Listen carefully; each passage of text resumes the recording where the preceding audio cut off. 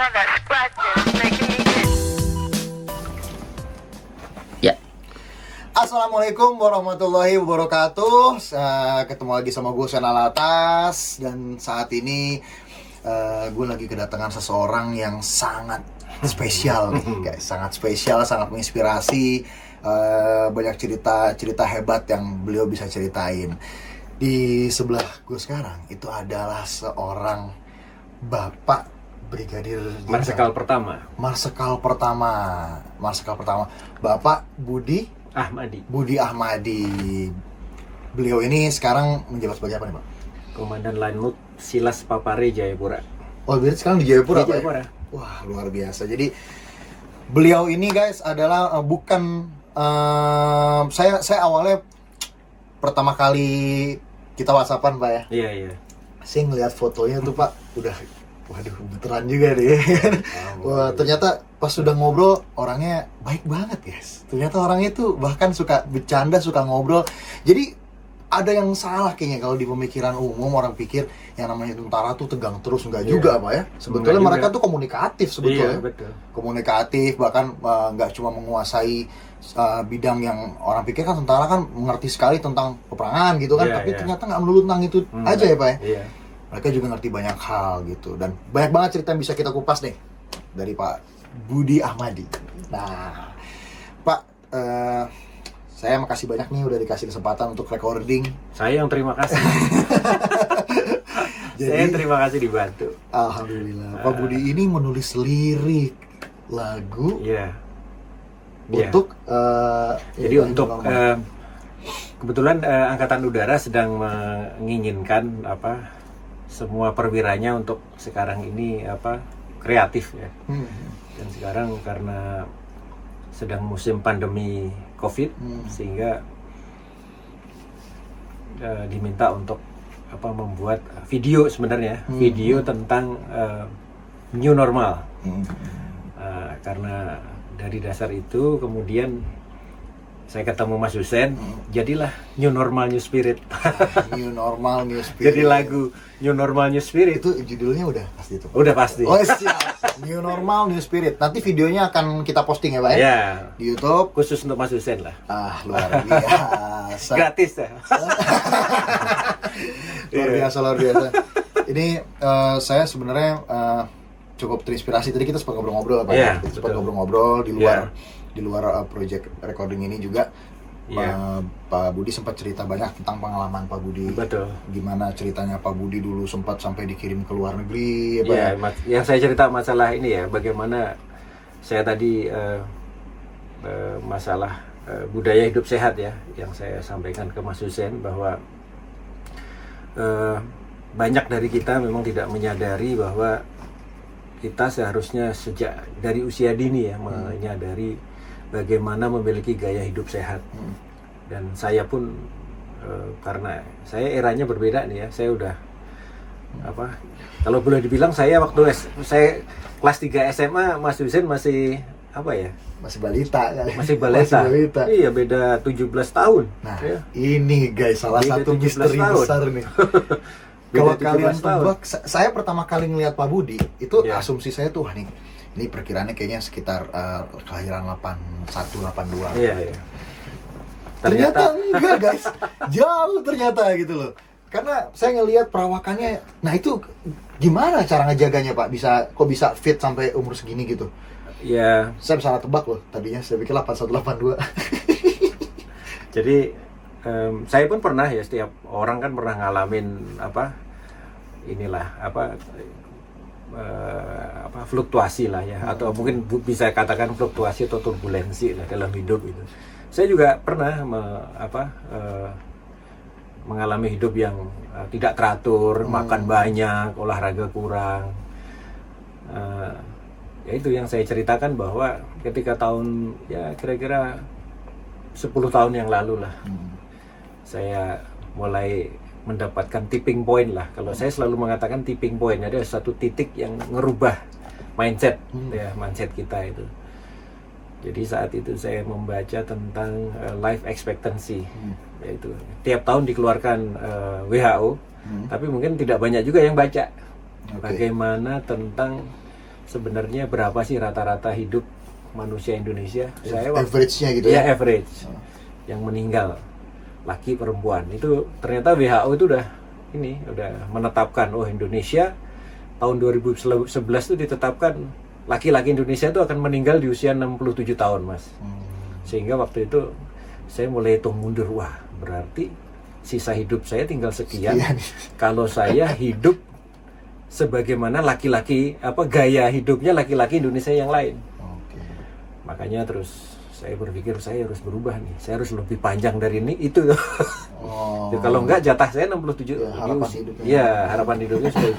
Karena saya baca Singapura, Australia, Amerika, bahkan yang kita lihat yang hanya kita lihat kan sebenarnya berantakannya film-film Hollywood. Benar. Tapi kalau kita lihat aslinya orang sana itu sangat-sangat disiplin. Iya, hobi jalan kaki. Kita ditipu film-film Hollywood itu yang pesta pora. Kayaknya jorok banget gitu ya kesannya. Nah, orang sana sangat teratur. Jadi makanya harapan hidupnya sampai beda 17 tahun lebih baik dari kita. Jauh. Nah, setelah itulah saya mulai itu. Jadi saya waktu itu sempat dapat beasiswa kuliah di luar negeri. Sampai tadi saya ceritakan, saya tinggal di lantai 15 tuh, saya teman-teman, akhirnya saya memutuskan berhenti pakai lift. Itu di Singapura, Pak? Iya, saya kebetulan dapat kuliah di waktu itu beasiswa di Nanyang Technological University di NTU. Itu universitasnya Mas AHY juga itu. Kita sama-sama alumni RSIS Mas AHY. Jadi Wah. Jadi dari lantai 15 ke bawah tuh saya tangga, Mas. 15 lantai, guys. Naik turun tangga tuh. Tiap hari, Pak? Iya, jadi saya haramkan lift. Gitu ya. Wah. Sehingga saat itu kan saya agak gendut, Mas. Jadi 6 bulan turun 17 kilo tuh saat itu. Kalau bilang gendut sih langsung tarik napas. Saya langsung tarik napas sih. Jadi karena waktu itu kan kegiatan nggak banyak tuh, Mas. Saya bisa tuh, Mas. Kalau pokoknya kayak kecanduan olahraga tuh. Jadi pagi lari, sore renang. Kalau perlu sore lari lagi. Tapi nggak capek, Pak? Enggak, kan kita tahu diri lah. Kalau kita banyak olahraga ya kita banyak vitamin, istirahat gitu. Sebenarnya kita sendiri yang bisa mengukur kan kita banyak baca kan, gitu. Dan hidup menurut saya harus seimbang sih, Mas. Ya karena ada nyari uang, kadang-kadang. Jadi begini, makanannya badan itu kan ada makanan yang seperti layaknya orang lain kan, nasi ini. Tapi ada juga kebutuhan yang lain. Dia butuh exercise kan, butuh olahraga gitu. Bakar kalori. Ya, gitu Mas. Terus senang-senang juga sih. Pak, saya ada pertanyaan nih, Pak. Ini saya ada teman-teman gitu yang mungkin mereka sekarang masih SMA. Mungkin teman-teman di rumah juga kan, ada yang mungkin sekarang SMA atau yang lagi bingung nih mau kuliah apa atau anak SMP mau lanjut apa kayak gitu-gitu. Iya. Ada banyak juga dari mereka yang bercita-cita jadi seorang tentara, Pak. Iya betul. Nah, sebenarnya jadi tentara tuh sulit nggak sih, Pak? Sebenarnya enggak, karena begini, bahwa saya punya prinsip bahwa dalam setiap kerjaan itu hanya kunci suksesnya itu sebenarnya dua, Mas. Apapun, mau jadi penyanyi, mau jadi tentara, atau mau jadi pedagang gitu. Kunci pertama itu adalah mencintai profesi. Karena profesi apapun kalau nggak dicintai repot, dipaksa orang tua gitu, repot nanti, merasa terpaksa ya. Kalau Mas Hujan kan karena memang mencintai nyanyi ya dari awal, nggak disuruh nyanyi pun nyanyi mungkin di kamar mandi, karena cinta. Benar tuh, guys. Kemudian yang kedua adalah punya hasrat untuk menekuni. Jadi dua. Karena kalau nggak punya hasrat untuk menekuni, kan setiap profesi itu kan ada tantangan, Mas. Nanti baru kena tantangan dikit, mundur. Jadi bukan hanya cinta aja, ya kan? Jadi punya hasrat untuk menekuni. Kalau tekun kan mau meluangkan waktu, mau bekerja keras, mau menikmati suka dan dukanya. Nah, tentara pun sama. Tentara ini sebenarnya kalau orang melihat kan, wah ini perang dan sebagainya. Tapi kalau udah cinta dan punya kemauan dan hasrat untuk tekun, itu nggak masalah, Mas. Orang mau maju perang pun nggak masalah, udah udah profesi itu udah dicintai dari awal. Tapi kalau maksudnya di dunia militer itu Pak, apa memang mikirinnya tuh bagaimana strategi untuk berperang aja, atau memang di militer tuh ada komputer juga, ada ilmu bahasa, ada ilmu fisika dan lain-lain. Kemarin kan kebetulan kan begini, tentara itu kan abdi negara ya, terserah bagaimana negara sebenarnya, bagaimana kebutuhan negara terhadap kita. Nah sekarang kan, kalau dulu kan ada untuk perang, nah sekarang ini dalam beberapa tahun ini kan tentara dilibatkan di dalam operasi non perang. Nah ini termasuk kemanusiaan, kemudian bantuan ke pemerintahan daerah, kemudian masalah terorisme, masalah bagaimana handle medsos. Nah itu kan sudah bukan sesuatu yang asing bagi sekarang. Jadi sekarang akhirnya tentara dituntut untuk sesuai dengan tuntutan negara, ya kan? Gitu. Kalau tentara menginginkan kita jago perang aja gitu. Nah sekarang kita lebih banyak juga tentara sekarang akhirnya menjadi perwira akademisi, karena dia harus terus membangun taktik dan strategi baru. Itu banyak. Jadi ada yang tugasnya perang, ada yang tugasnya membuat strategi, ada yang membuat taktik. Soalnya kalau saya nonton di film-film gitu kan, kayak di Hollywood, sebenarnya kan banyak scene yang dimana tentara tuh sebenarnya dia dokter gitu, dia pandai medis gitu, betul. lagi dia ahli IT gitu. Betul. Tapi mereka semua tentara gitu. Tentara ya. Jadi artinya memang luas banget sebenarnya. Banyak kecabangannya. Luas banget sebenarnya. Banyak kecabangannya. Baik. Ya, seperti saya kan penerbang tempur gitu kan. Jadi penerbang pesawat tempur guys. Kalau pernah nonton film apa, Top Gun ya Pak? Iya. Ini aslinya. Jadi SMA saya itu kan SMA Maswati. SMA Maswati. Nah, lanutnya, pangkalan udaranya itu seberang jalan. Oke.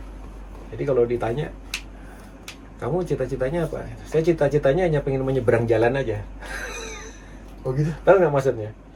Karena seberang jalan itu pangkalan pesawat tempur, gitu lah. Oke. Ke situ maksudnya Iya, gitu maksudnya ya. ke situ. Dan kesampaian. Jadi apa? Ya berkah saya lah bisa Luar ini. biasa. Saya baca di Wikipedia-nya Bapak. Iya. Di situ tertulis Bapak telah melakukan 2000 jam terbang ya Pak. Iya. Dengan pesawat apa tuh Pak? Pesawat F5 Tiger. Itu pesawat tempur ya Pak? Iya, pesawat tempur. Iya. Saya kalau nonton di YouTube tuh sampai ada yang tes itu sampai pingsan. Oh iya. Betul. G-Force itu kan. Betul. Itu berarti Bapak Itu iya, namanya itu latihannya itu namanya ini human centrifuge training gitu. Jadi supaya terbiasa dites dulu lah. diputar itu Pak. Diputar tuh hanya yang melihat. Kalau kita di dalam udah nggak terasa apa-apa. Cuman duduk aja. Tahu-tahu pingsan ya. Iya. Itu memang sulit. Iya, alhamdulillah nggak pernah lah pingsan. Nggak sampai pingsan. Ya memang latihannya itu untuk menyesuaikan. 2000 jam terbang ya Pak. Iya. Luar biasa. Berarti Bapak mau mengabdikan. Saya 15 tahun di pesawat tempur. Setelah itu saya muter-muter lah gitu sampai ke Jayapura. Luar biasa. Saat ini di Jayapura.